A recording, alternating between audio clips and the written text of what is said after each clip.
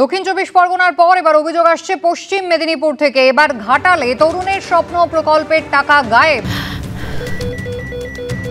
ক্যান্সারে নেই আর ভয়, NCRI হবে এর জয়। আপনাদের ভরসা নেতাজি সুভাষচন্দ্র বোস ক্যান্সার হসপিটাল। 46 জন পড়ুয়ার ট্যাবের টাকা অন্য অ্যাকাউন্টে চলে গিয়েছে। 22 জনের টাকা ইতিমধ্যেই তুলে নিয়েছে প্রতারকরা। বেশিরভাগ টাকা গিয়েছে উত্তর দিনাজপুর, মালদা, শিলিগুড়ির বাসিন্দাদের অ্যাকাউন্টে। ঘাটাল মহকুমার খড়ার শ্রী অরবিন্দ বিদ্যামন্দির স্কুলে ঘটেছে এই ঘটনা। এ বিষয়ে স্কুল কর্তৃপক্ষ সাইবার ক্রাইম এবং ডিআই অফিসে লিখিত অভিযোগ করেছে।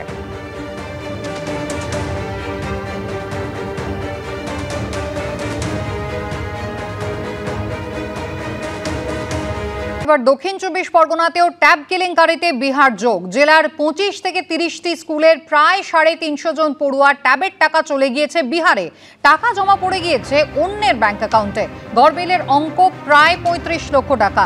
তালিকায় রয়েছে সাগর, গোসাবা, কুলপি, কুলতলি, মগরাহাট, সোনারপুর, বারুইপুর, বজবজ, মহেশতলার একাধিক স্কুল। জেলার প্রায় 400 জন পড়ুয়ার টাকা এখনো অ্যাকাউন্টে ঢোকেনি। স্কুলগুলিকে থানায় অভিযোগ দায়ের করতে বলা হয়েছে।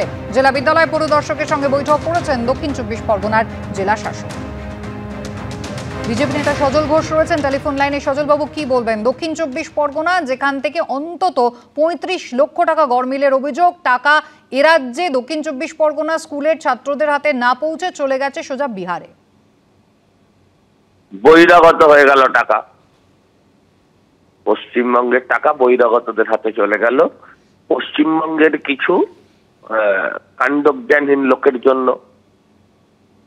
দেখুন, এটা আপনি খেয়াল করে দেখবেন, এবারে দেখা যাচ্ছে একটা অদ্ভুত ভাবে যে টাকা বিহার চলে যাচ্ছে।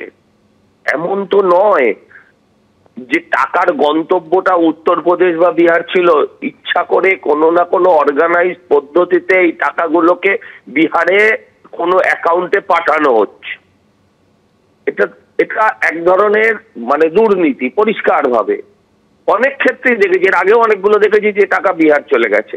আমি দায়িত্ব নিয়ে বলছি, এই রাজ্যের প্রকল্পগুলোকে তৈরি করা হয় দুর্নীতির লক্ষ্যে।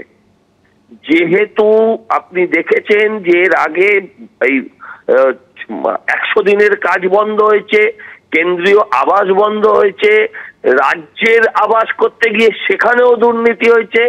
সমস্তগুলো হয়েছে শুধুমাত্র দুর্নীতি, দুর্নীতি আর দুর্নীতি। যারা চাল চুরি করে খেয়েছে, যারা ত্রিপল চুরি করেছে, যারা আমফানের টাকা ঝেড়েছে, আপনি কি মনে করেন তারা স্কুলের টাকা ঝাড়বে না? যারা মিড ডে মিল চুরি করেছে তারা ট্যাবের টাকা ঝাড়বে না? তারা ট্যাবের টাকা চুরি করবে না? পুরো ব্যাপারটাই তৈরি করা হয়েছে তৃণমূলের অসাধু লোকেদের জন্য। অবশ্য তৃণমূলে সবাই অসাধু।